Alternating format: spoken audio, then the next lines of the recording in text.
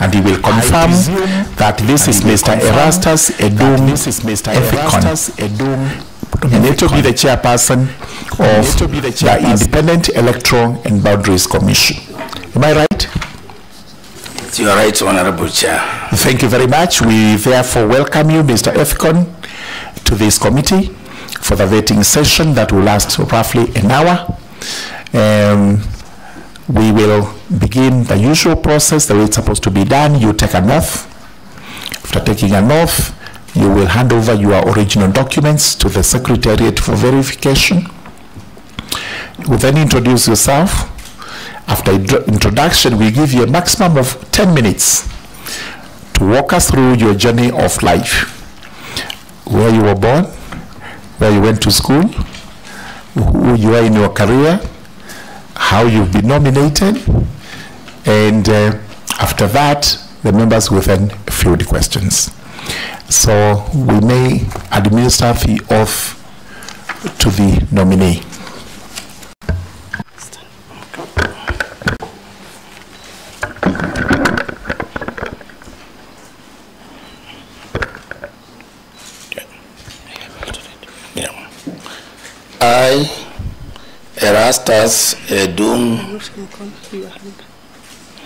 I, Erastus Edung, Ethekon, do swear that the information I shall give before this committee on the matter under its consideration shall be the truth, the whole truth, and nothing but the truth.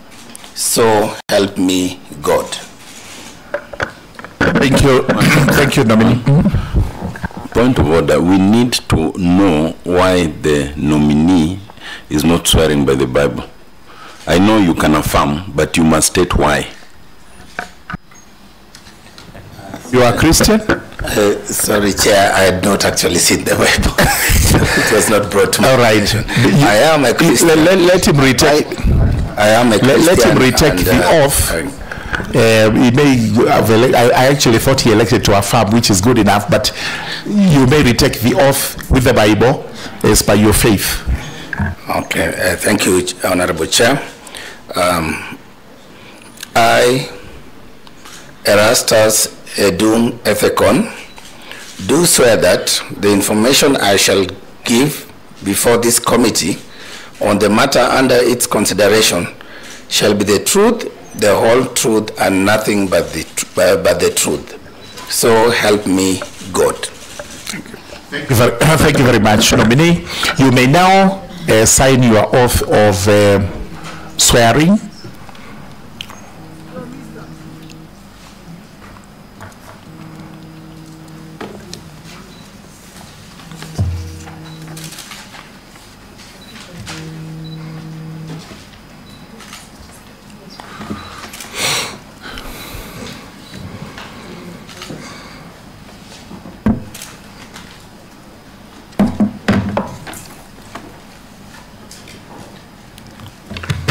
Very good. Nominee, you may now hand over the original documents to the Secretariat for verification, all of them including your ID card, academic certificates, testimonials, and any other relevant document you have. Thank you. All right. Nominee, now it is your turn to introduce yourself to us. And in less than 10 minutes, take us through your journey of life, including your academics and your presence today. Thank you, Honorable Chair and honorable members of the Justice and Legal Affairs Committee of our Honorable Parliament. Honorable Chair, it is really my pleasure to appear before this honorable committee to present myself and to have a conversation with you on behalf of the people of Kenya, so that this committee will understand me as an individual and me as the nominee and what makes me suitable to be confirmed as the chairperson of the Independent Electoral and Boundaries Committee. Honorable Chair and members, my names are Erastus, Edung, Lokale, Ethekon. I am from Turkana County. I am aged 49 years, having been born in 1976. I am a family person, married with 3 beautiful children, 2 girls and 1 boy. And currently, I live both in Nairobi and Johannesburg in South Africa. In terms of my professions, Honorable Chair, I wish to inform this committee that I am a lawyer by training and an advocate of the High Court of Kenya of more than 22 years, having been admitted to the bar by the Honorable Chief Justice Evans Gisheru way back in 2003, precisely 12th June 2003. As a lawyer, I like to describe myself as a human rights lawyer. That's the basis of my career. And a governance expert. I also, Honorable Chair, wear another hat as in terms of my profession, because I'm not only a lawyer, I did diversify my career and ventured into the field of conflict resolution and peace building.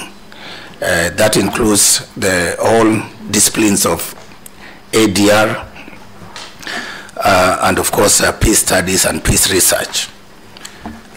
Lastly, in terms of how I describe myself as a professional, I also wear another hat, that of a programs management specialist, specializing in international development cooperation, having also worked in that field for quite some time, for more than 15 years.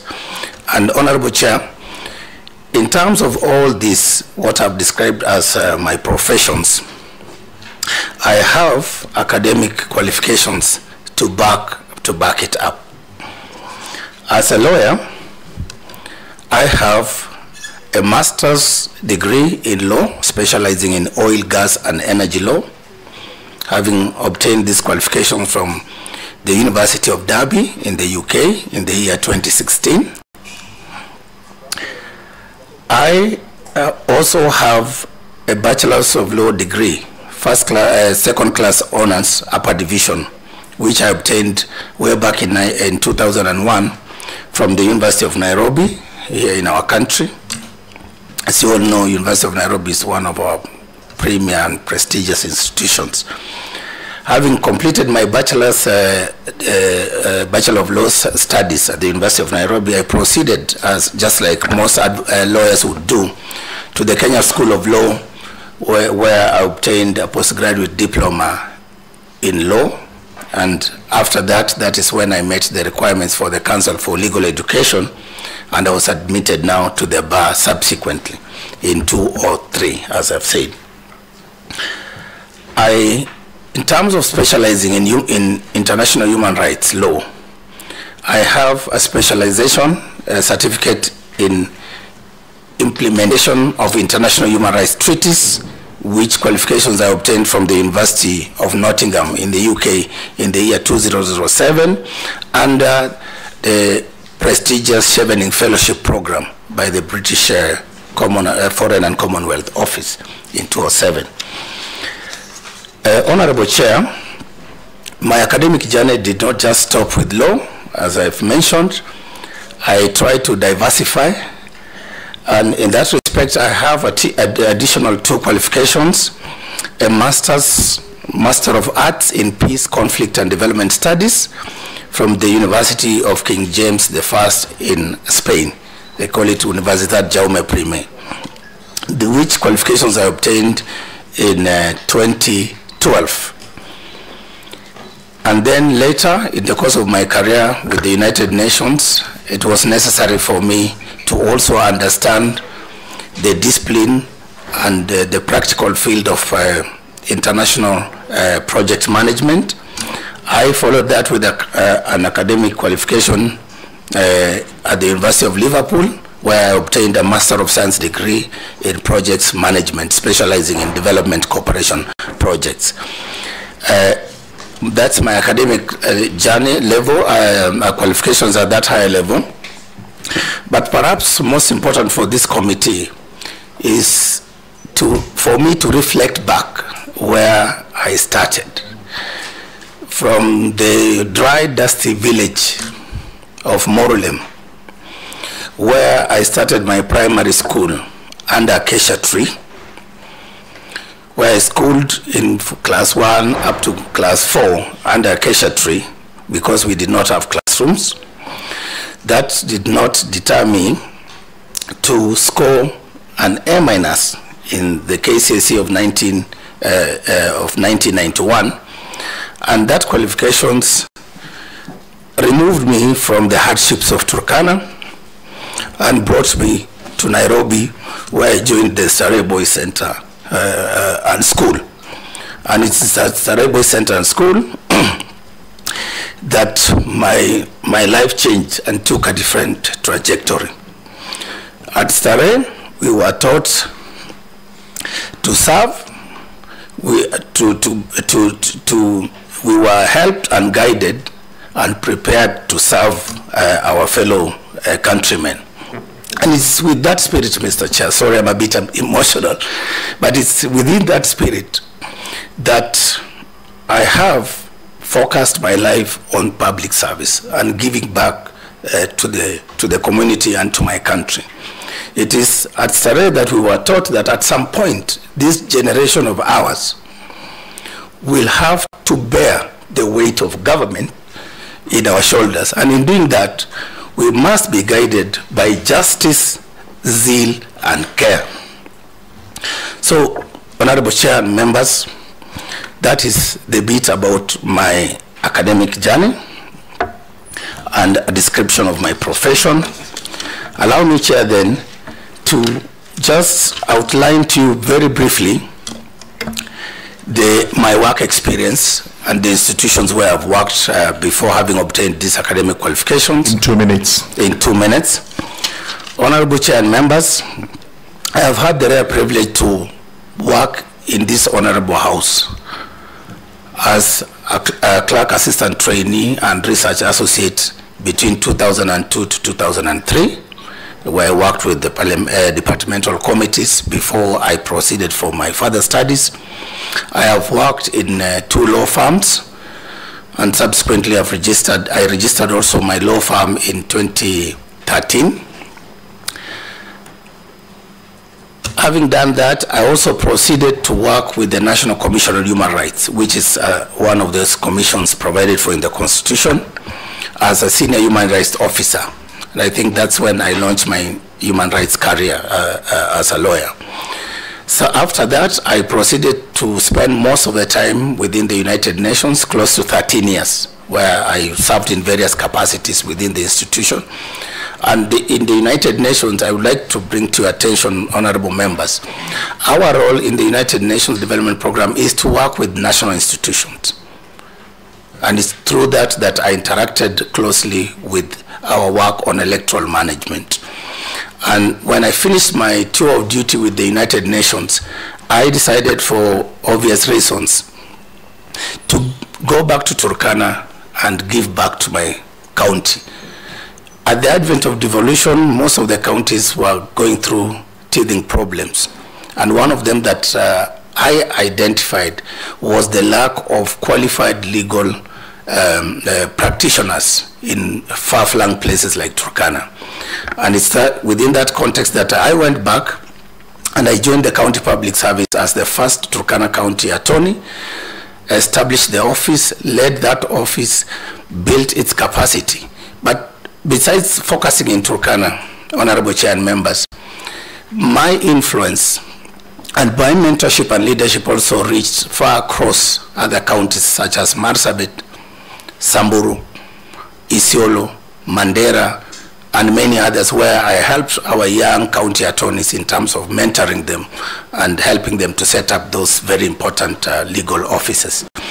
When I finished my 6 years tour of duty in Turkana, I left last year, September, to pursue a career in back in international development, and luckily I got a place with the African Union Development Agency under the NEPAD framework, where I'm currently working as a senior advisor to the CEO and an expert on the nexus between governance, peace, security, and development. And we're working to develop a continental-wide program to support our regional economic communities and member states, including Kenya. I thank you, Honorable Chair and members. Thank you very much, Mr. Ethekon. Honorable members will now ask you questions. And I request that you be provided with a booklet and a pen. You will note down those questions. We are not very many. We'll do a complete lap. If there's any rejoinder, we will give you sufficient time, and members, to ask supplementary questions. Each member is going to ask one question. Apart from the chairman, who is not restricted, he may ask quite a bit of the questions.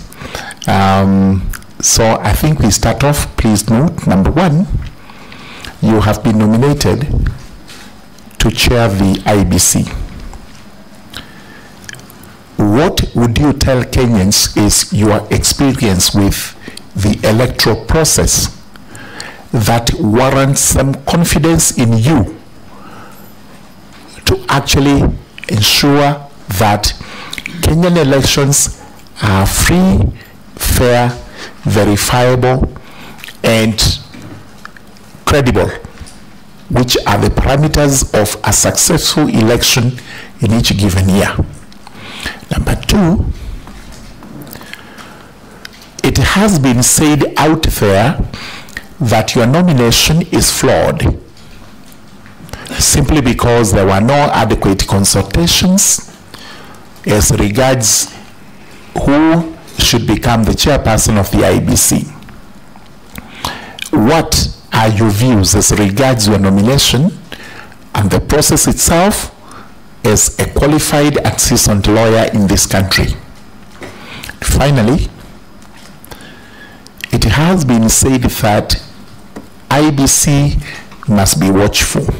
You've already been warned even before you took office that if you try to deliver any elections in the country that are not fair, credible, verifiable, the country may drift into bloodshed.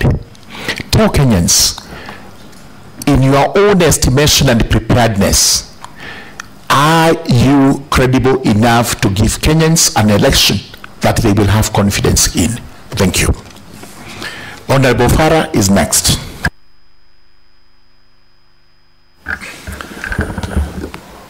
I notice your journey, and only people who have gone through what you have gone through know how difficult that journey is. Those of us who come from arid areas, we know these things, and a few of us here. One of the biggest problems in this country in any electoral process was the fear of a bias on the part of the chair of this organization, or manipulation of results. And you know very well, as I know myself, elections, particularly in the far-flung areas, used to be manipulated very much by people who are in power. Areas like the north where you come from. And I'm sure you understand that very well. At the national level, also the fear is that it might be manipulated. We have seen it manipulated. I'm not going to state which elections were manipulated, but there are a good number of general elections that were manipulated. What this job needs more than anything else is a very courageous person who doesn't mind and doesn't have any allegiance except to God, his creator, and to the country itself. Having been a Turkana Moran. That is in your blood. How much of that are you going to implement against all odds? Thank you. Honorable Otiende Abono.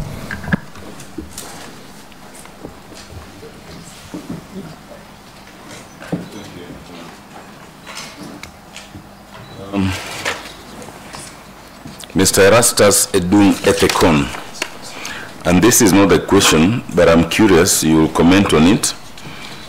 In your document, you indicate you speak both Luo and Spanish. I'm curious to know about that, but now let me come to the question. You know, we have received an objection to your nomination, specifically from Dr. Gikenyi and two others. And the objection is that they perceive that you'd be biased in favor of the current president by virtue of the fact that you have an association with the former governor of Turkana. I want you to talk to us about this so that you disabuse us of that matter. But secondly, you've indicated that you're based in Johannesburg, which I think I understand in terms of being an employee of NEPAD. But you need to now persuade us in terms of Section 6. As a chairperson, you must be a person who's qualified to be a judge of the Supreme Court, which means that you must be qualified under Article 166(3) of the Constitution, having at least 15 years experience as a Superior Court judge or 15 years experience as a distinguished academic or judicial officer or legal practitioner. I need you to indicate to us where we would base your 15 years of experience. Are you a legal practitioner? Are you an academician? Or where do we base that on? Thank you, Chairman. Thank you very much. Honorable Karemba Muchangi Runyenjes. Thank you, Chair. And I think mine is very similar to what the Honorable Senior Counsel Otiende has stated. My question is on the petition, or rather the memorandum that has been brought to us by one Gikenyi, Dr. Gikenyi, who clearly wants to portray the nominee as a person very close to the former Turkana governor, Josephat Nanok, and who also works very closely to the president. I would want to ask Honorable Chair whether the nominee will have the courage to lead IEBC with the impartiality that is needed, and whether he is patriotic enough to understand that the country expects a free and fair election. Very much. Honorable Makali, Member of Parliament for Kandoi. Thank you. We are on the throes of another election in 2027. You, I think, know what happened to your predecessors, Kibuitu, Chesoni, Chebukati. What are the experiences which you have learned from those past elections, which put you in a good state to lead this particular commission so that we can have a free and fair election, taking into account the fact, one, that Kenya's elections are said to be the most expensive. Two, we are very divisive, specifically on tribal grounds. taking into account the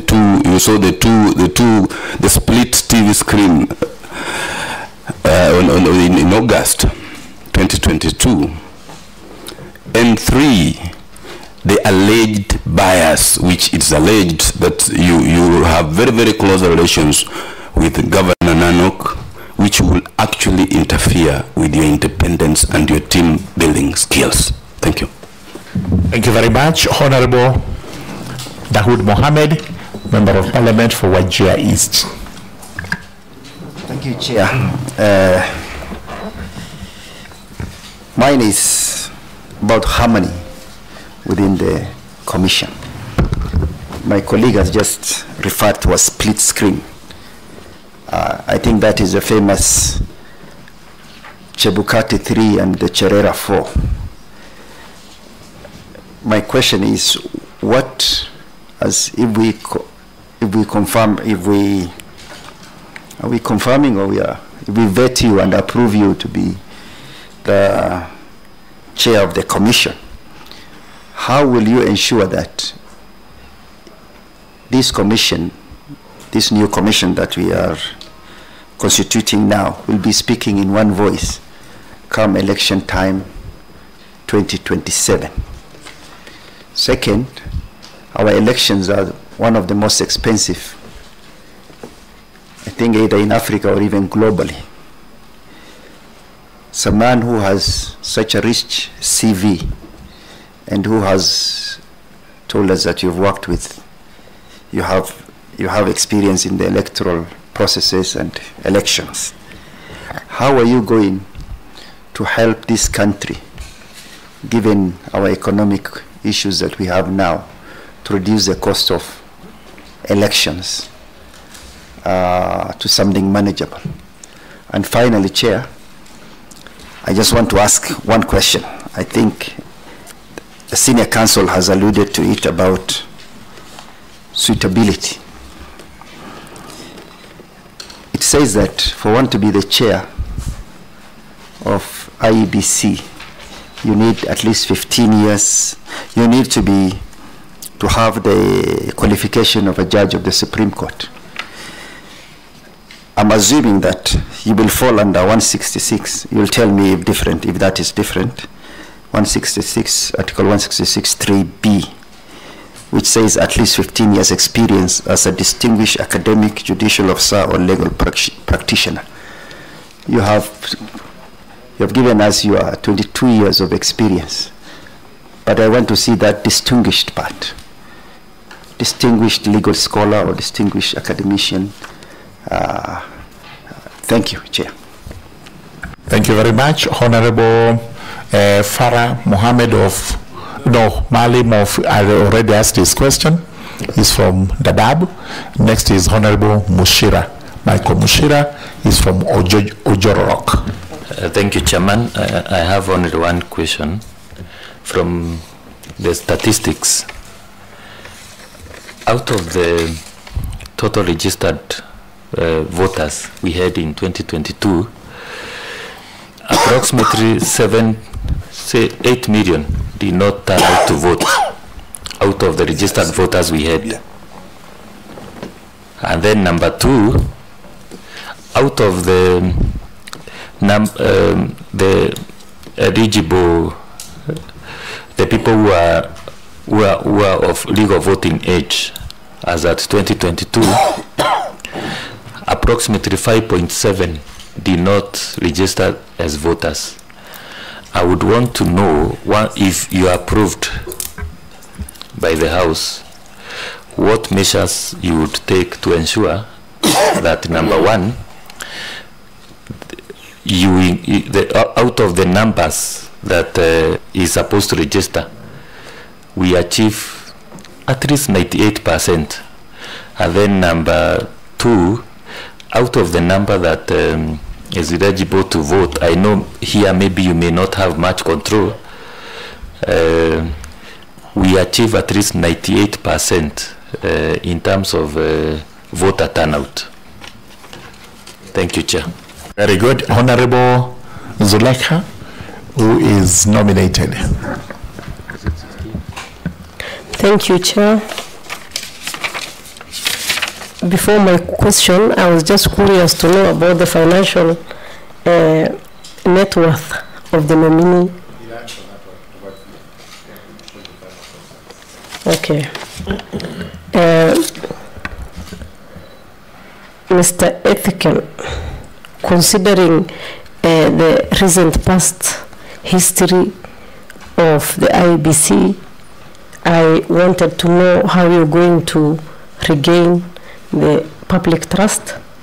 What specific reforms are you going to initiate once you are confirmed as the chairman of the institution? And what are some of the innovations in terms of technology, electoral credibility, transparency, are you going to champion as the chairman of the institution? Thank you.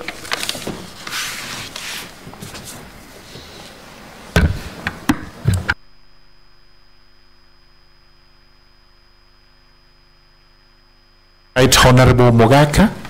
Honorable Mogaka is from his constituency. It is West Mugirango constituency in Nyamira. I was about to say Nyamira West, then I've remembered it's West Mugirango in Nyamira County. All right. Have you introduced yourself, sir? You have. Yes, I Thank did. you. Yeah. You may now Thank you, Chair. choose your question. Thank you, Chair. I have three small questions for the related for the nominee. And nominee, congratulations for this far you have come. But you told us about a lot of education you have acquired. Just tell Kenyans who financed this education and what interest did they have in you as a way of allaying fears that you are being trained to come and do this very thing that Kenyans are worried about. The second one is you described yourself as very rich in human rights training.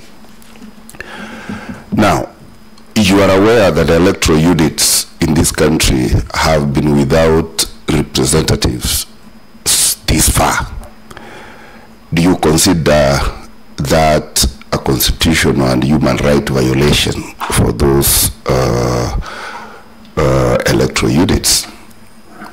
And if so, being an expert in human rights violation, what have you done so far to appease these unrepresented electoral units as Kenya does its business as usual? Number two, if you assume this office as chair, what would you bring in by way of reparation for these electoral units that have not been represented as Kenya has been transacting its affairs normally? And then the last question is, you are aware that there is already election campaign going on even before IEBC is constituted. Do you think this is healthy for the country? And if you assumed the office of chair, what will you bring on board that would bring tranquility in the country for economic prosperity, so that we don't go from election results and immediately we kick off to election campaigns? And for record, Chair, Nyamira County has 2 wards which have no MCAs, Nyamaya Ward and Nyansiongo Ward, because as you are aware, I can't transact in this committee without mentioning Nyamira County. Thank you very much, Honorable Mogaka. I think that is extremely patriotic. But you've rightly said there are 2 wards which do not have MCS, and that is the first and foremost assignment for the chairperson, nominated chairperson, if this committee finds favor to approve his nomination. The vice chairman has joined us as we were proceeding. He'll introduce himself and pose his question. Thank you very much, Chairman, and my apologies to you, my colleague members, and everyone. I was held up in other national duties. That's why I walked in slightly after the session had started. My name is Mwengi Mutusa. I'm the Member of Parliament for Kibwezi West, and I also serve as Vice Chair of this committee. Nominee for Chairperson of IEBC, a very important position in the Republic of Kenya. I have two questions for you. Number one of what we have been told previously, that one of the reasons why our elections are very expensive, among the most expensive in the world, is because of trust deficit. The political operators, us in the political class, and even citizens do not trust each other. And so, because it is also alleged that you may be of a particular political inclination,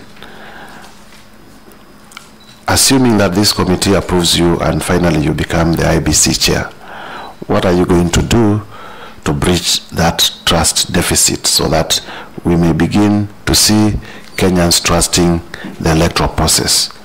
You are aware, for example, in a country like the United States, the ballots will be sent online. They do not have to have 100 security features. People will vote. They will post them online. They will also post them through the post office, and they will be counted, and nobody will say there's a problem. But in our case, we can't even trust to print our ballot papers in our printing presses here. We have to take them to faraway countries. We have to send people to go and supervise printing, bring them here. One ballot paper has to have over 10 security features. What is it that you are going to do, given the background that has been alleged about you, to bridge that trust deficit? And number two, a practical question. Every other election, there has been contestations about rigging of elections, especially presidential elections. And majorly, that has been attributed to technology.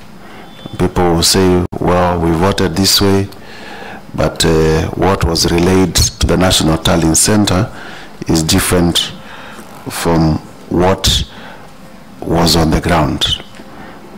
I have my views about it, but I would want you to tell Kenyans, do you believe that elections in Kenya are rigged? If you believe that they are rigged, what are you going to do to ensure that they are not rigged? If they are not rigged, why do you think they are not rigged? Finally, principally, you are trained as a lawyer, principally. I would want to know why it was important for you to study project management and peace and conflict, because as a lawyer, and many lawyers are very proud of their profession, many of them stick to legal issues. So one would be curious to just understand why you found it necessary to veer and study other professions. Thank you. Thank you very much, Vice Chair. Thank you, honorable members. I counted the questions in spite of them having been told to ask for one. They did about 2, others did about 3, maximum at 20, all of them.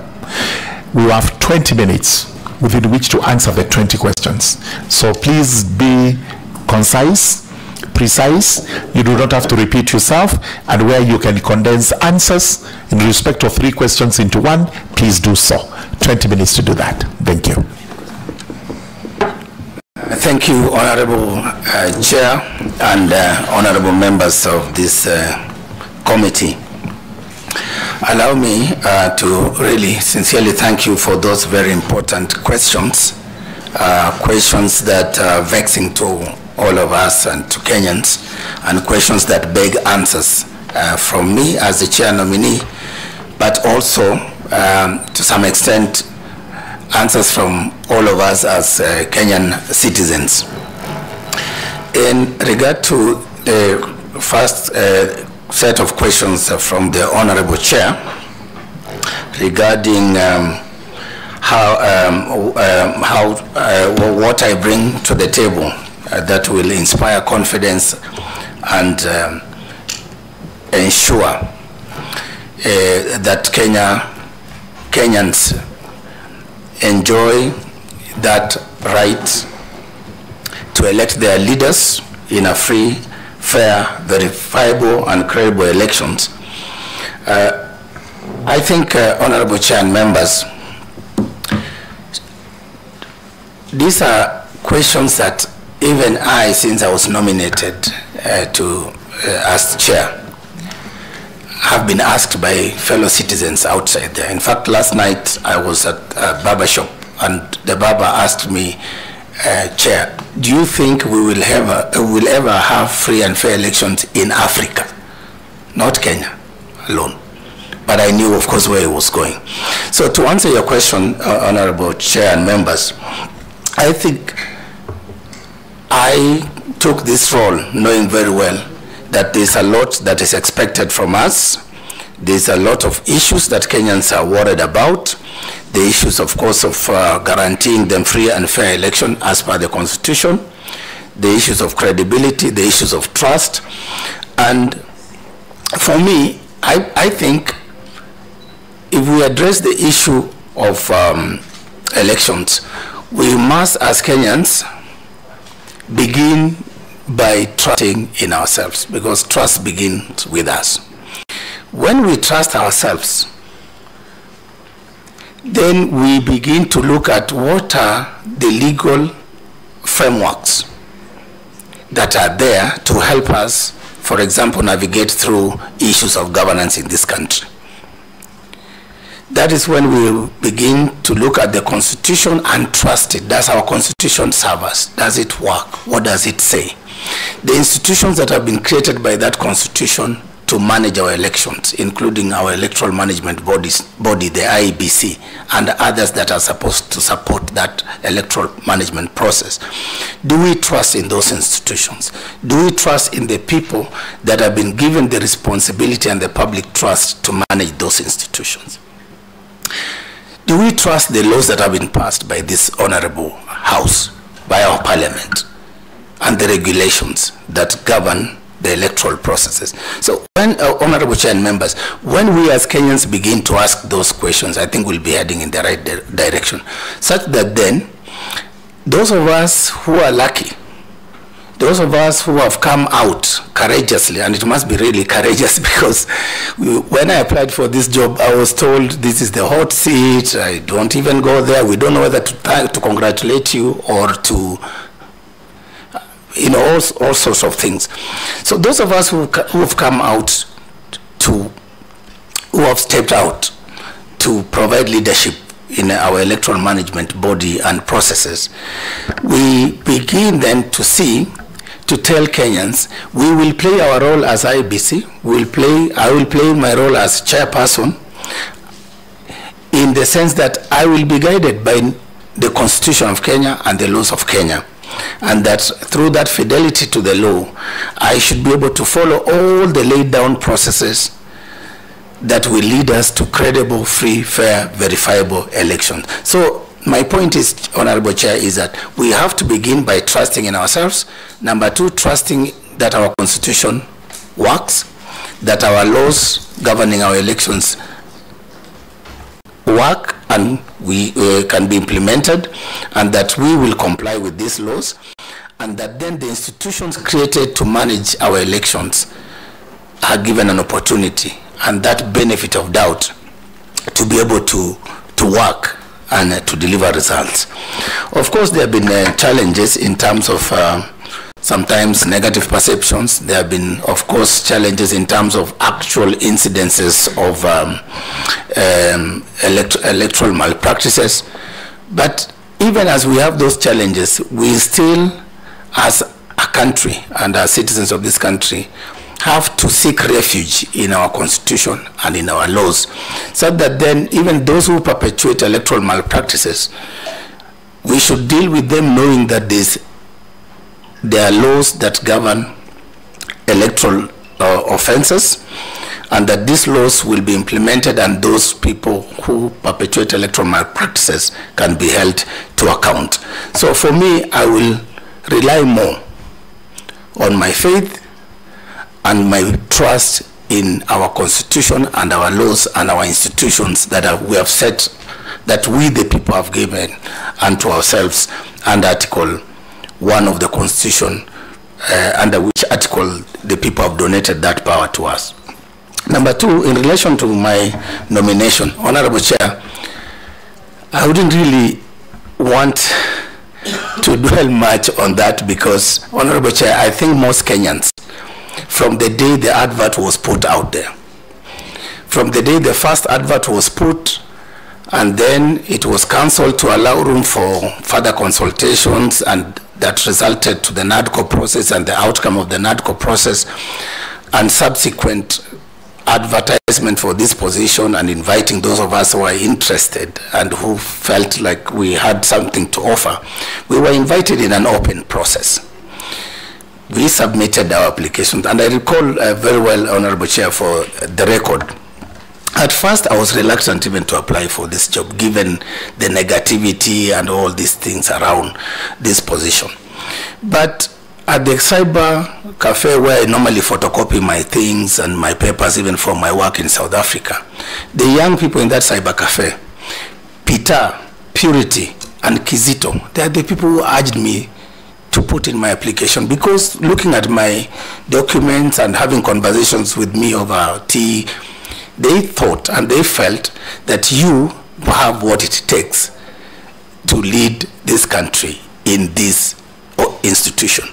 And at first I thought maybe I should just apply for the commission and, you know, the hot seat, leave it alone. But they actually went and submitted the documents both for the chair and for member. So when I was in South Africa, they sent me a screenshot, we've submitted the documents.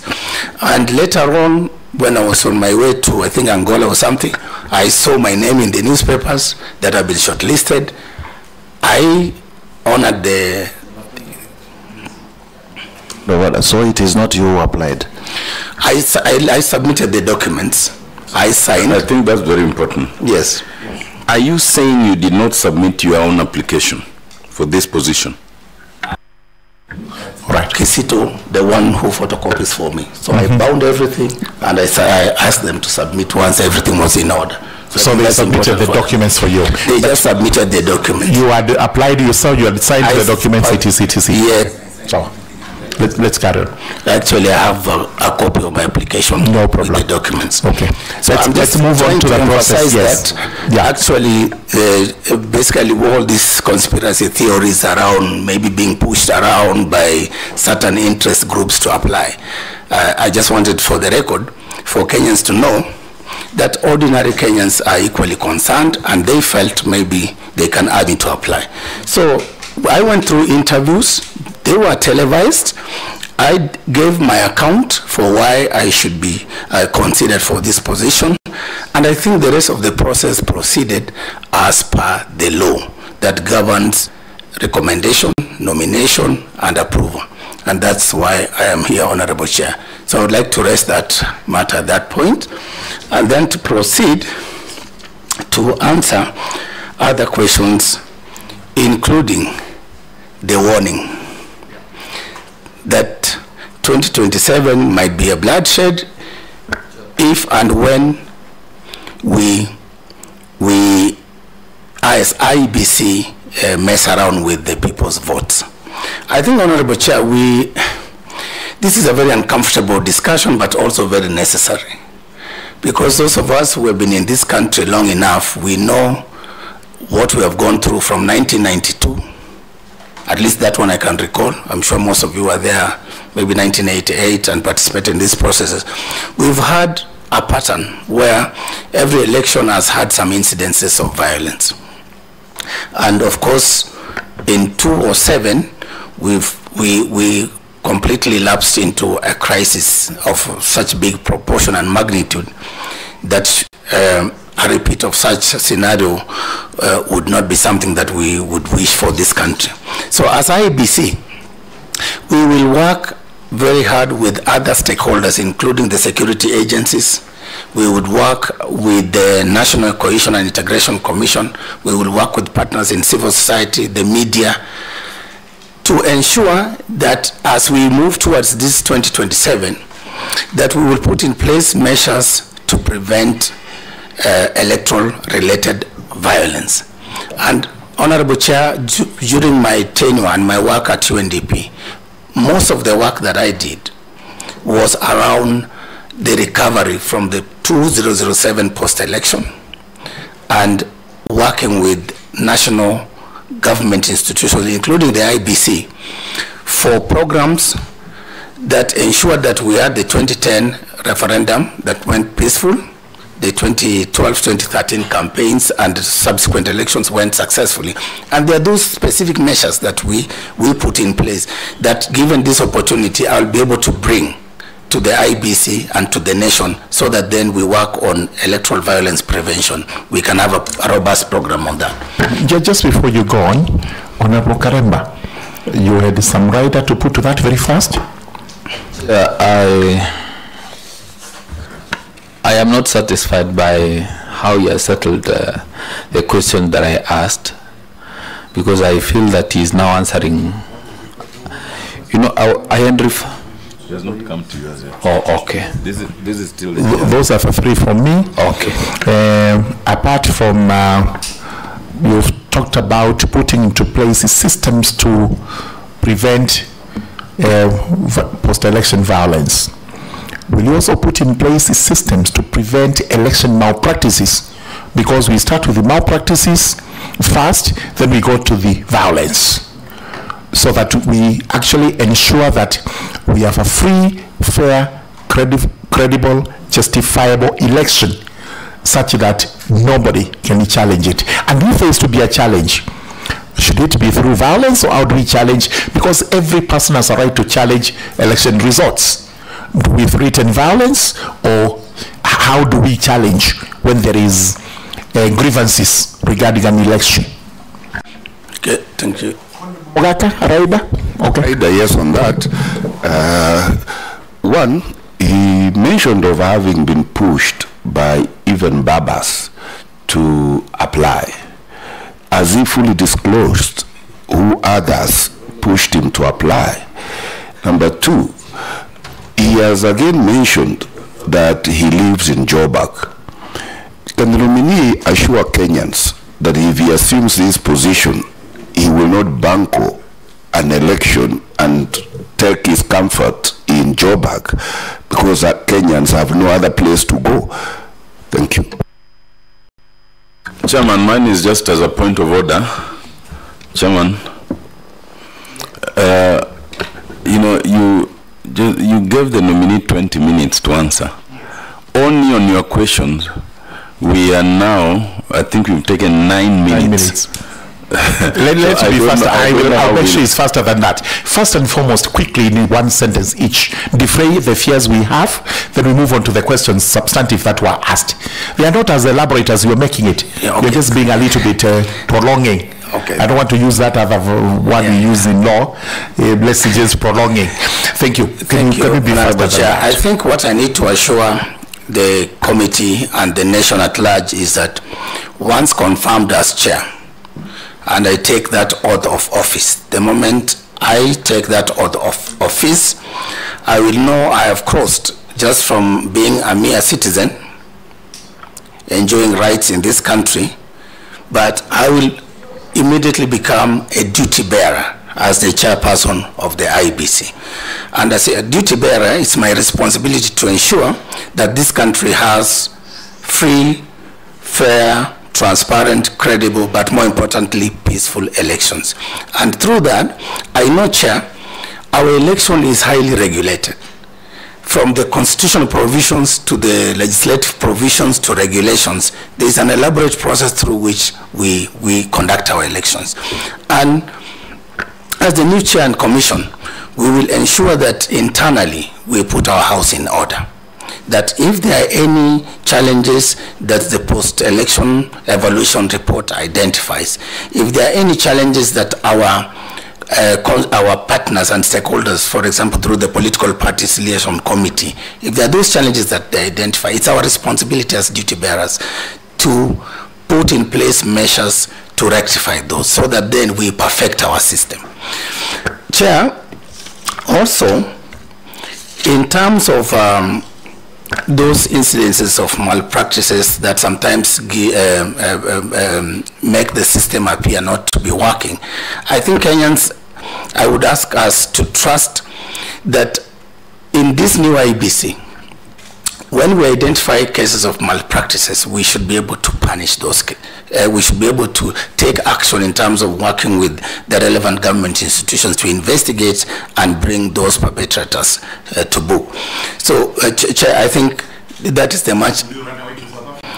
Will you run away to South Africa if you baggle the election and you leave us fighting one another? Chair, this is my country and I love it very much. That is why I came back, and that is why I want to continue serving it in this. Why are you working in South Africa? I'm working currently with African Union, which you know we are member state, and we're also doing things to actually, for example, the programs that we're doing is to support countries emerging from crisis and conflicts and that are going through governance transitions like Gabon and Mozambique and stuff like that. So it's equally important work. You manage in South Africa itself, which seems to have its own peculiar problems with races. Yes, of course, there are challenges of governance there as well.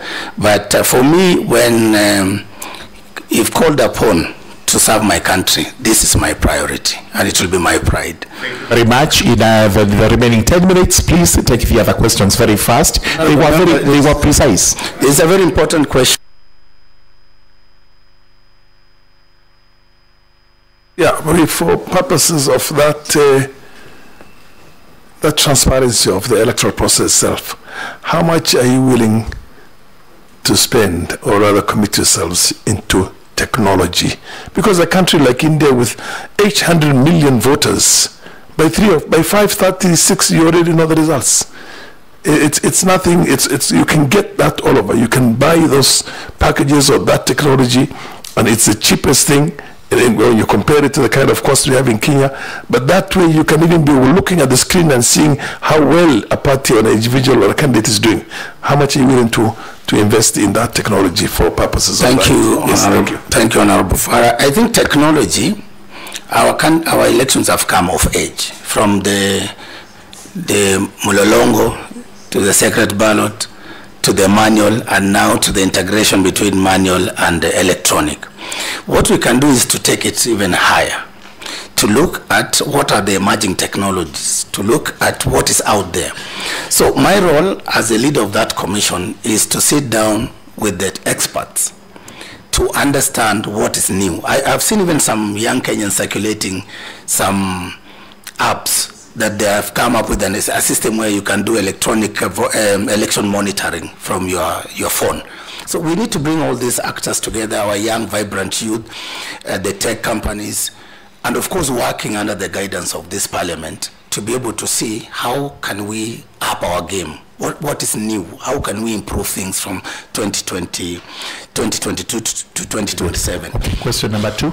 Yes, it's a very important question, Honorable Chair, from my learned senior, Honorable Otiende Amolo, MP for Arieda, and I think, and Honorable Daud, regarding my suitability. I would like to, when we finish law school, for those of us who went to law school, you finish your first degree. Normally, you can choose to go to the Kenya School of Law and to pursue a career. Law school is which one? To the Kenya School of Law. Which is law school in Kenya? The School of Law or the university you go to? When finish the university, you go to the Kenya School of Law under the Council for Legal Education. And then once you're admitted as an advocate, you can decide to go to court and be a practicing lawyer advocate in court, or you can decide to pursue your career in academics. And so for me, when I finished my law school and I got admitted, I'd worked already for 1 year in a law firm. And then I worked, as I mentioned to you, in Parliament. And part of our work, which I was responsible for, was to do research into policies and legislations from when Kenya became independent. So we compiled that, what you call parliamentary policy and legislative briefs. So that's work I did for roughly 2 years. After that, I worked at the National Commission on Human Rights, doing legal work. My work was legislative drafting, research, policy, and a very important role that I think maybe most people did not appreciate in this country was that my role was to look at legislative proposals. And from the AG, before they go to Parliament, my role was to infuse international human rights standards into our legislation. So I did that work for 3 years. And honorable members, when I proceeded to join the United Nations, the work of the United Nations, as I've said, is to serve and to work for national government institutions with them. And my specific role was also centered on providing leadership at the Kenya. As a point of order, because the nominee is answering my question, I'd like the nominee, you have a copy of the Constitution, to open Article 166, 3B. So that please answer that question with reference to that section very shortly. Justifying your great academic achievements. Honorable Chair, are you qualified to be the chairperson? Yes, Honorable Chair, because I have spent over 15 years doing legal work, mainly in the field of human rights. And last year, Honorable Chair, for the record, I was actually shortlisted and I did interviews for the High Court judge, for which I was not successful, but that's when I continued. The requirement is not spending 15 years doing some work. What exactly is the requirement? For you to be chairman, you must be? What does the law require you to be? Article 166. 3B. The first with what is your requirement specific after the constitutional provision where we have IEBC 88? The chairperson must be. After that, tell us whether you're qualified under the two provisions, 88 and 166. Chair and members, I am qualified because I'm a legal practitioner in the field of human rights and human rights law, with specialization in international human rights. Does 88 say a person qualifies to be chairperson if you're qualified to be a judge of the Supreme Court? I don't know, to be a judge of the Supreme Court. Chair, correct? Chair, he has Article 166. Yes, look at so from there, go to Article 166, who is a judge of the Supreme Court, so that you can tie the two together and say, I'm qualified because Supreme Court, judge, Supreme Court requires. It's over. Chair, I think in terms of Article 1663, it talks about at least 15 years experience as a Superior Court judge, which I have not been a Superior Court judge, at least 15 years experience as a distinguished academic, judicial, legal practitioner, or such experience in other relevant legal field. And I think that's where I fall to Honorable Chair. That's where you fall. You don't, do you think, or you actually confirm? I'm saying that's where I fall. Thank you. All right, let's move to the next. We have to move on. See, which is that relevant field? In the relevant field. Which is the relevant field now here? International human rights law. International human rights. Yes. All right. The field isn't, it doesn't have to apply, it's a relevant field, like I'm a litigation lawyer, that's the field I specialize in. Okay, let's move on to the next question from Karemba, quickly. terms of the question from the Honorable Karemba, he has raised the issues of my close relationship with Honorable Nanok, was our former governor. Honorable Karemba and honorable members of this committee, I've known Honorable Nanok when I worked with him as the county attorney for Turkana while he was serving as the governor. And I worked with him for 4 years, and our relationship was purely professional in serving the people of Turkana in our various capacities, him as governor and myself as the county attorney. And our relationship, the professional relationship, ended in 2022 after he left. And then I continued serving under Honorable Jeremiah Lomorkai, the current governor for Turkana, for another 2 years, bringing a total of my service in Turkana to 6 years, and I left. And Honorable Chair, with your permission, allow me to assure this committee that whatever the relationships, whether familial or friendship or people you've gone to school with, which I'm sure some of them are in this house, some of my former bosses are also members of this parliament, some are in the civil society. No man is an island, no person is an island. But what our constitution tells us is that IEBC is an independent commission. IEBC must not be under the control or direction of anybody whatsoever, any person or authority. And that if I, as a chairman, once you confirm me, if I misbehave in the process, the provisions of Article 251 will check in.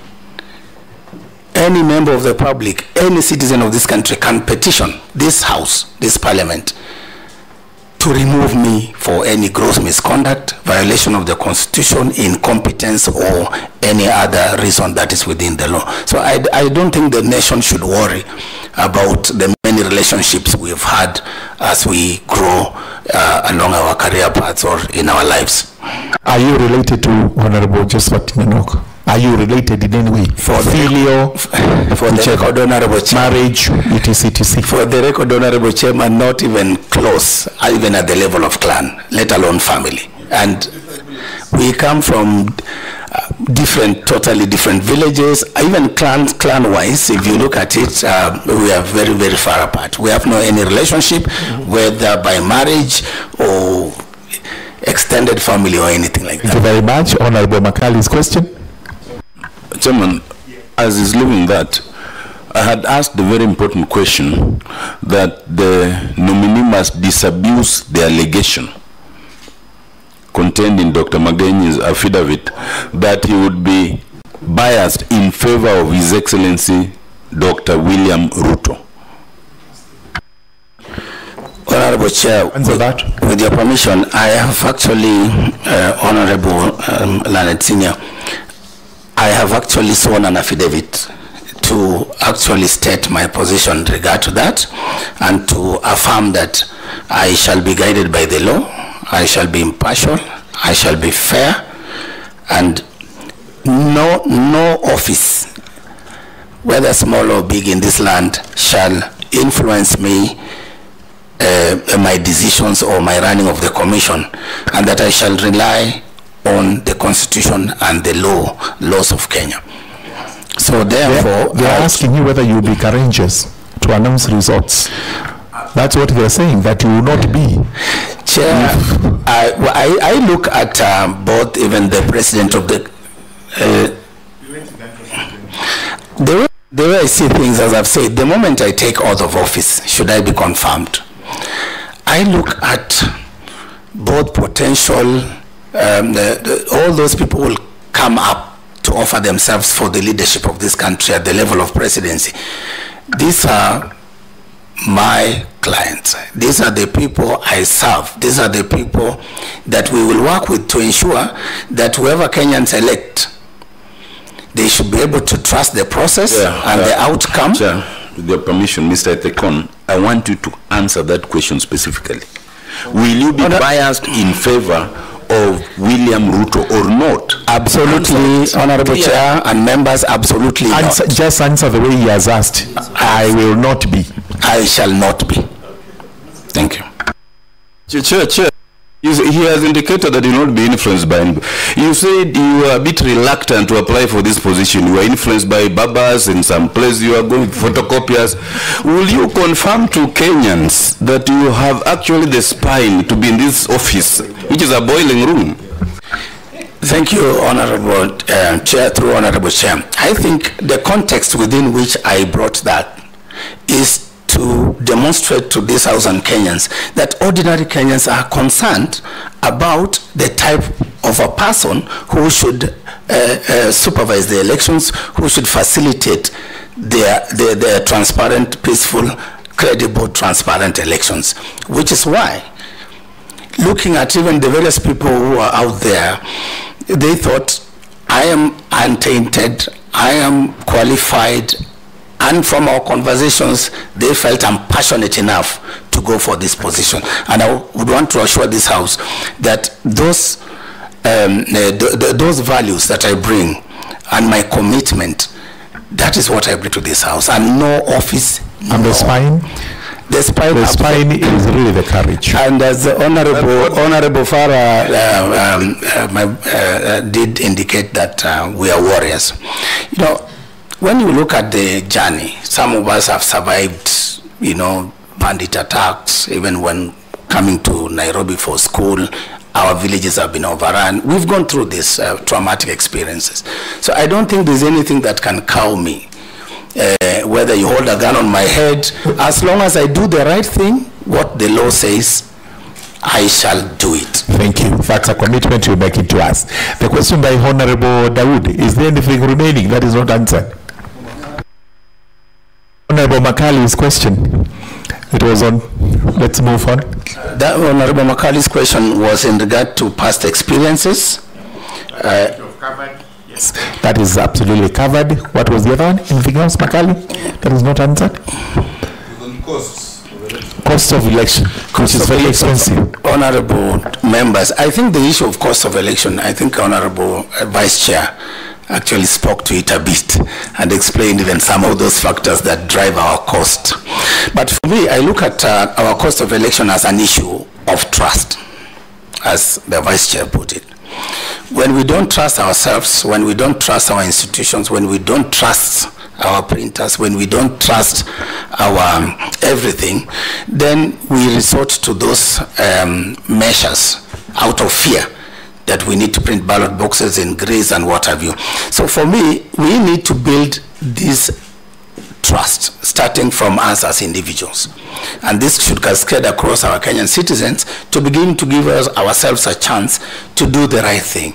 And so that when we as a commission are giving practical proposals to lower the costs of our elections, then we should do it knowing that Kenyans will trust that what actions we have taken will still ensure free, credible, transparent, and peaceful elections. I will summarize that. And if you bring black ballot boxes, black, we insist they must be transparent.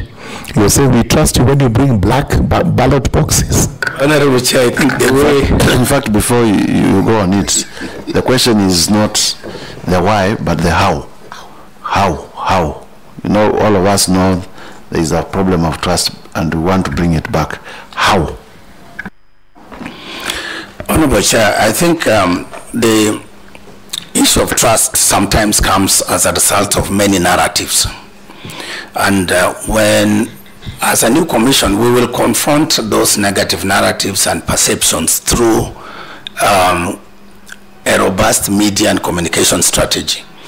We should be able to engage with Kenyans, and we should be able to open the commission and our processes to scrutiny, so that then, along the way, where Kenyans point out where there are problems or issues, including where there are opportunities for electoral malpractices, including rigging and what have you, we should be able to address those issues and still assure the Kenyans that we are proceeding well. So trust is about educating one another. It's about reaffirming our values in our beliefs in our laws.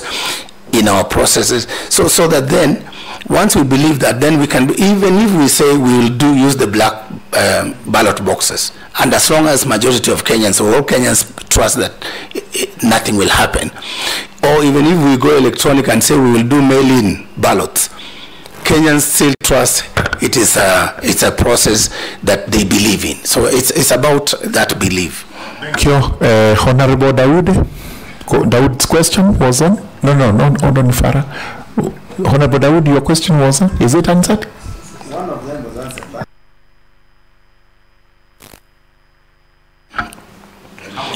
Harmony, so that we don't have two screens. In terms of, I think as a commission,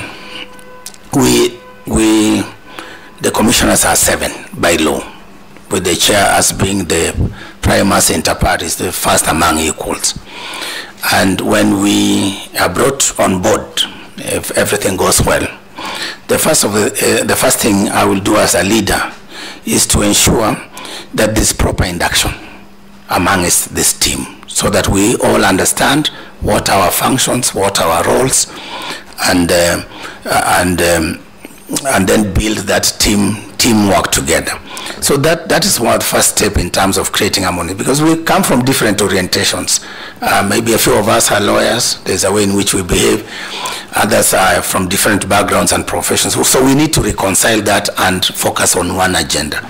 Number 2, I think where disputes arise, which are bound because we are human beings, where disputes arise, we have to put in place internal mechanisms to resolve those disputes. And I think that's where my knowledge of, conflict resolution, mediation, negotiation come in.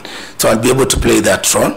And where perhaps the issues between us that will require maybe outside external interventions, we have even our interreligious leaders who can intervene and be able to resolve any disputes that are within us that are likely to affect our work. Thank you. That is arbitration you just talked about, our negotiation. Honorable Mushira's question was on what? I think it's done. I will want to. The turnout, yes. Yes. Why do we have poor turnouts ordinarily in Kenyan elections, and the registration which you're just about to back on? I think to attack the reason why there could be that low registration and voter turnout, you can begin to see even in the last, compare the 2017 and 2022 elections, the turnout for 2017 was around 78. And then the subsequent election, we were looking at 64. So you see almost a 10 point. So I think we would need to, number 1, address, of course, the issues of trust. Because the disillusionment of our young people particularly, when they don't see any value in participating in these processes, then we need to address that and to talk to our young people to come up and register and restore hope to them that it is a civic duty for them to undertake. Number 2,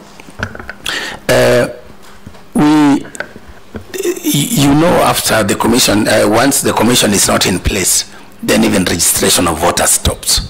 So once we are confirmed, God willing, we will hit the ground running to try and speed up that process of registering voters. And there are many new voters now. The people who are born 2007, 2008, now they are reaching 18 years, and they are quite a substantial number. So we need to focus on our voter registration.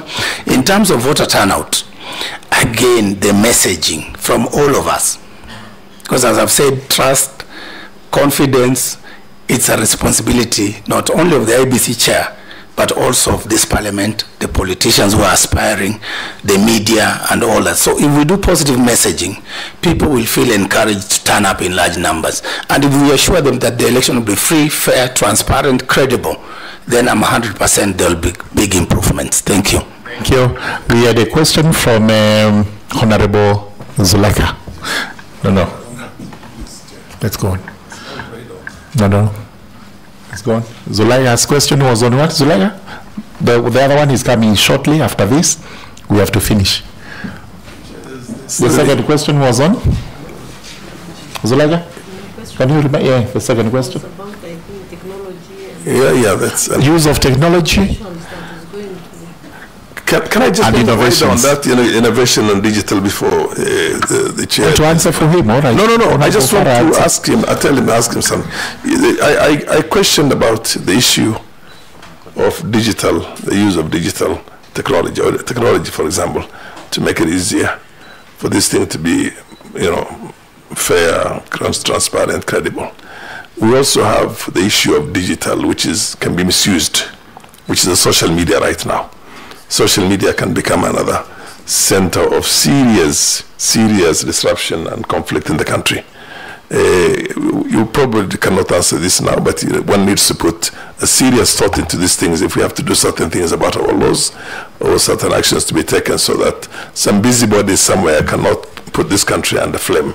So this is another thing I think to answer that very quickly, I think, Honorable Farah, you are referring to the issues we have to deal with misinformation and disinformation.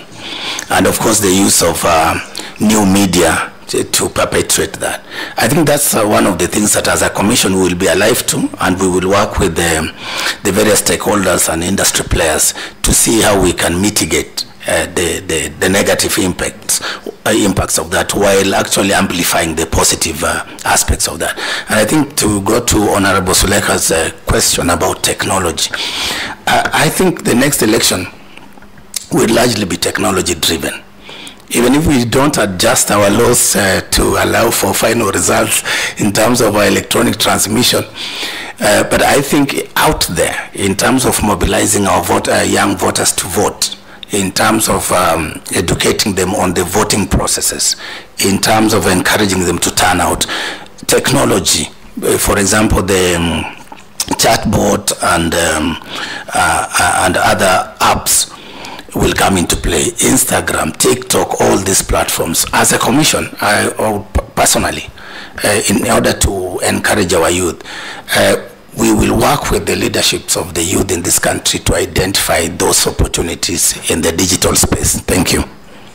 Honorable Mogaka, is yours answered?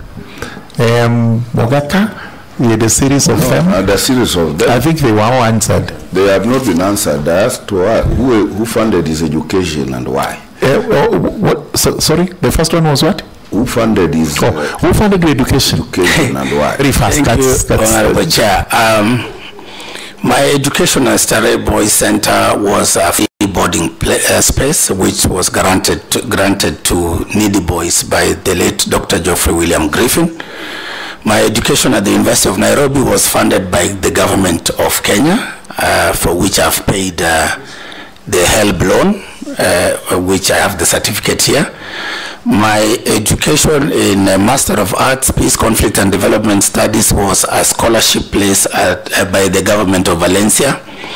My Master of Science in Projects Management was funded by UNDP as part of capacity building. Capacity building. It was an education assistance program for staff, where you pay 50%, the organization pays 50%. No problem. Then the last one, I financed it myself through my salary. Good enough and equipped.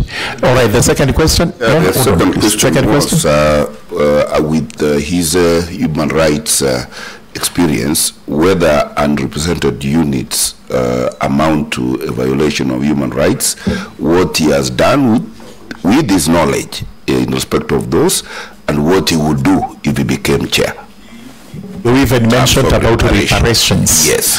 And we wondered whether there is an answer to that one, but tell us very quickly. I don't think the answer is complicated. Yes, I think it's very unfortunate that with specific reference to Nyasiongo in Nyamira. It's very unfortunate that our citizens of Nyasiongo in Nyamira have had to endure this unfortunate situation where they have had their representatives, and indeed there are many other constituencies and wards, and that is again, Chair, because there was no IEBC in place, and yet the law says the commissioners must be there to conduct these elections. And you can see, I don't know whether to explain it, but again, the issue of trust and the processes of establishing the IEBC and putting it in place so that it can run the calendar. Thank you. All right, I think about ongoing election campaigns. Yes, is that I don't know whether there is any ongoing election campaigns or is sensitization or it is people expressing their freedoms to associate, assemble and everything. I don't know what your chairman is. Article 38 of our Constitution gives us our political freedoms, but also there are also those rights, including the rights of association, freedom of speech, and all that. So, I mean, and Kenya is such a vibrant society, and I thank God for that. We should be proud as Kenyans that we have a constitution that gives us these rights. I have visited some countries, and the moment you land there, you can see gloom and what people are not engaged in this conversation even about their governance and leadership and their future. Thank you. As in closing, I know you're but I've just seen the replying affidavit, and there's a question that arises from paragraph 3. The nominee, Mr. Ethekon, you say you have never been a member of a political party. Is that what you are telling this committee? And as you are closing, I still asked your Luo and Spanish connections. I will deal with the Luo and Spanish connection, number one. Number two is, yes, he says he's not been a member of a political party. Is it true? But we've never belonged to a Honorable Chair, for the record, I've not been a member of any political parties, and I have a clearance certificate to that effect. That one is talking about as we speak today. Yes. But in when you joined Honorable Nanok, were you not a member of his party?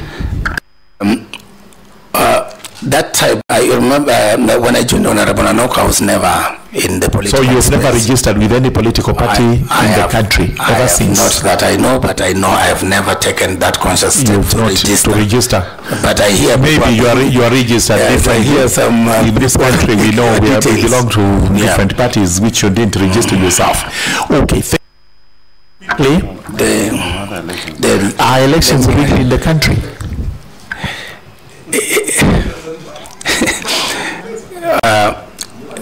The chair also, as he does that, on the lessons learned and what he brings on board. That's what I had asked him also.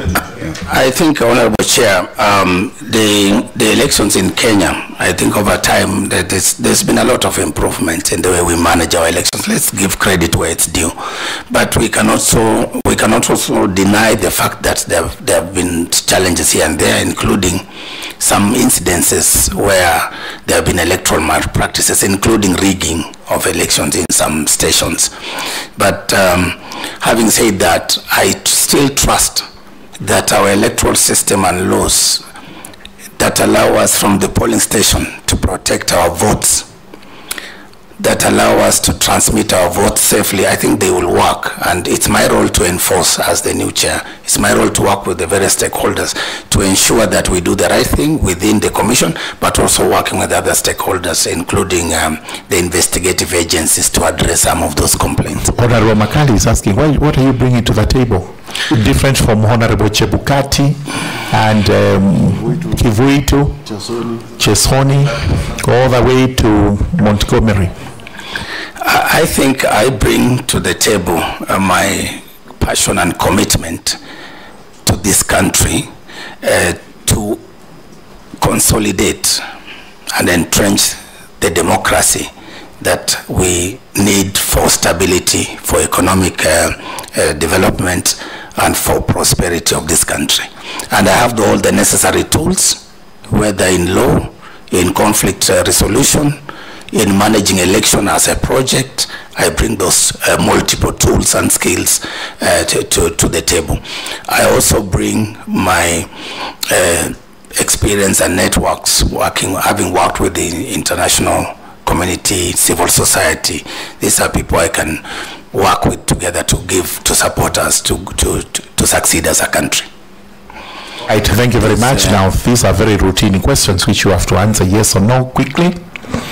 Number one, have you been convicted of any offense in the Republic of Kenya or even out there? loudly enough for me to hear? No. Number two, have you been named or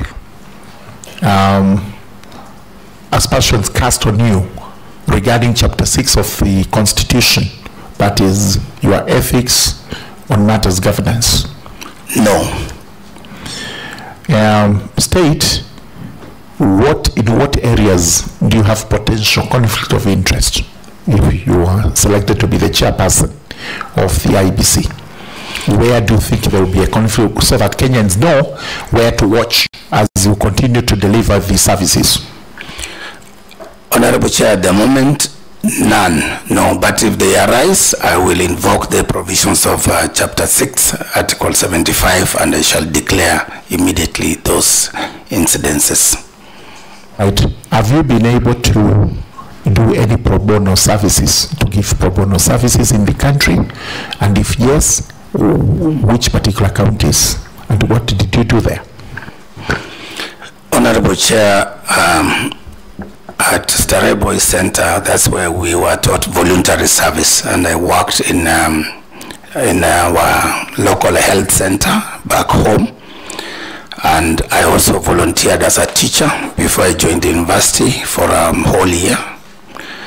And throughout my career, I have done other voluntary services within my community and in building churches, the African inland churches. Thank you very much. And finally now, as we stop there, what is your net worth? How do we value you so that we are able to monitor you? Because you know very well IEBC may be a very lucrative place to do illegal business in breach of the law and to abuse that office. What is your net worth? Honorable Chair and members, my net worth is estimated at 276,882,237. Made up of what? Made up of mainly assets, land, livestock, some Safaricom shares, and motor vehicles. And motor vehicles. Yeah. What are your current sources of income? Currently, my sources of income are from my earnings from the African Union Development Agency. Okay. All right. Do you anticipate any other sources of income in the future? And maybe in the next few months, the county government of Turkana still owes me my gratuity. Do you expecting gratuity from the county government of Turkana? Yes, yes, Honorable Chair. Thank you very much, Honorable Erastus, Edung, Ethekon. The livestock, do you anticipate? Yes. Before we go to the law, I don't know why. I will get. He wants to understand that, and I will. We have Somalis who are speaking the law. Chair, please protect me from Daudan. From your livestock.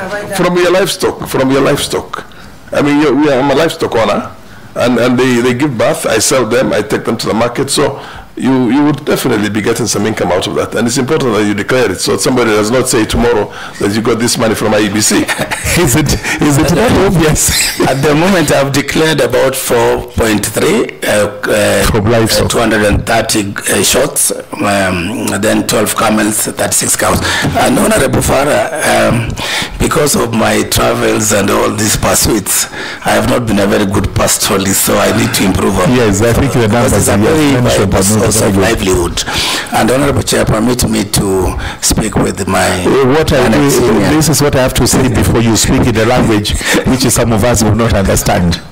So because we trust the senior counsel, Honorable Tiende Amolo, and yourself, we have no reason to doubt that you, in a decent conversation, greetings and the exchange of pleasantries in the Luo language, so that he's convinced you can actually speak the Luo. Chair, may he speak the Luo after my question that I don't insist that he answers. Yes, yeah. which is the question that he may not answer. He may choose or not choose to answer. Given the history of the leadership of the electoral body in this country, does the nominee in his heart of hearts not think that this time round we should have had a woman chair? Thank you. Do you have an answer to that? To be fair, that can... Let him say it himself. Let him say himself whether he wants to comment on it or he... As he's closing, Chairman, it is a start. Point of order, Chair.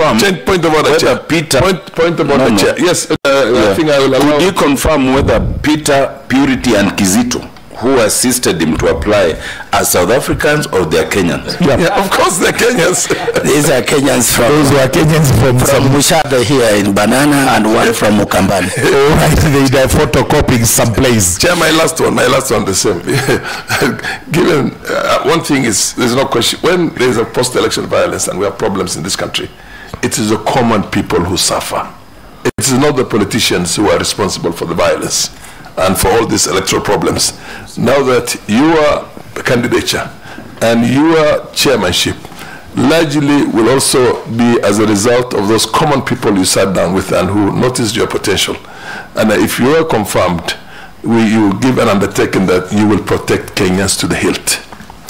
Because this is the first time that we're seeing... Please undertake to that because it's very important. They are watching the lives of Kenyans every day. I shall undertake that, and Chair, with your permission, I want to assure the honorable members that if we remind ourselves of the oath, that if confirmed, I will definitely take. The oath reminds us of a lot of things. Okay. That we shall obey, we shall respect, and discharge the trust, and that I give my assurance. Thank you. Okay.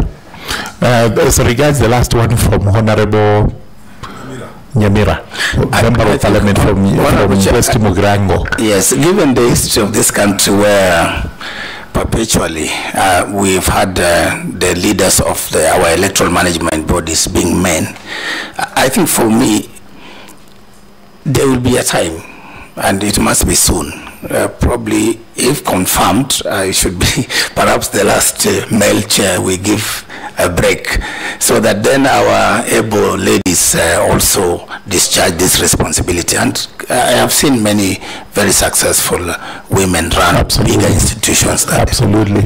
The rest of it is contained in the selection panel report, which we shall be looking at as regards how many names were taken, whether any ladies were in there. Now the law. Can you have an next? Chair. All right. What we do is because there is an objection from Honorable Karemba. Yes. Because we do not understand what you're going to be saying. And again, I invite. Not the question, Chair. Let's be clear. I did not and I do not seek the nominee to speak in Luo. What I want to understand is why he has listed the Luo as one of the languages he speaks, and Spanish. Those two. Just has he put Turkana? Yes. He's put Turkana, Swahili, English. Then he also speaks the Luo. He speaks Spanish. I speak Kikuyu, and I'm not a Kikuyu. I don't think he needs to explain that one. I think I'm not an Arab. So why do you speak the Luo? Chair, can he add when he will start speaking Ekegusi? Honorable Farah, order please. Why do you speak the Luo? Just briefly tell us how you came to... It is a reflection, Honorable Chair, of my journey. At some point when I was very young, I lived with my mom in a place called Nyawita, somewhere in Kisumu. And my first primary school, I attended there, and that's the language that I picked as a child. So speak as your mother tongue. Somebody taught me Kikamba as my mother tongue, and I'm not a Kamba. Thank you so much. Thank you very much for the chairperson of Kenyans. There is no big difference between Atharaka and anyway, that's with a light touch so that we make it as lively as it can be. Erastus, thank you very much for appearing before us. We are through with the session. As we said, it's a session to confirm whether the process by which you were nominated was a process in accordance with the Constitution and the law. Number two, whether from your own expression you are suitable for this job. We cannot make that verdict now. These members will retire. They will evaluate everything that is before us, including what you've told us, and we'll make a report to Parliament. So for now, we discharge you so that we can hear the next nominee. Thank you very much. Thank you very much.